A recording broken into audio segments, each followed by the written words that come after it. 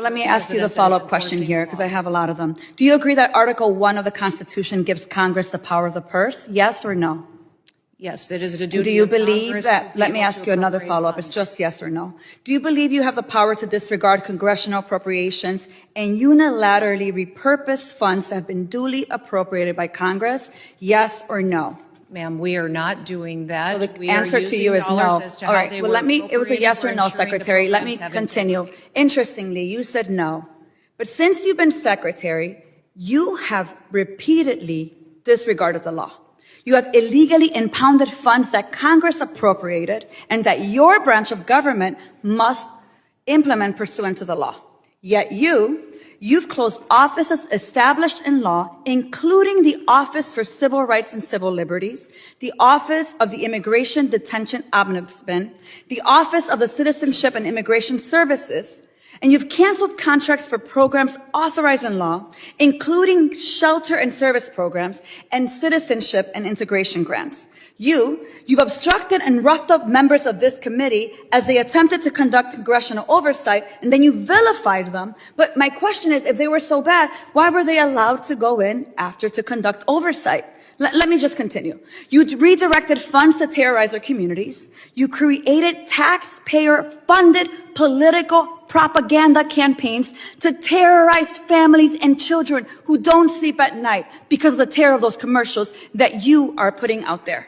You hold sick, disrespectful press conferences in my state where, let me be clear, you are not welcome. You corruptly used emergency authority to avoid procurement to make Trump's private prison donors richer by directing $45 billion for them to expand ICE detention centers. You defunded work to address real threats to the homeland, all while you pursued college newspaper editors, labor leaders, and even a Harvard scientist who failed to declare frog embryos at the airport. Clearly, we don't have time for all my questions, so I have 13 pages worth of questions that I will be submitting to the record that I expect you and the administration to answer. But here is my final question to you.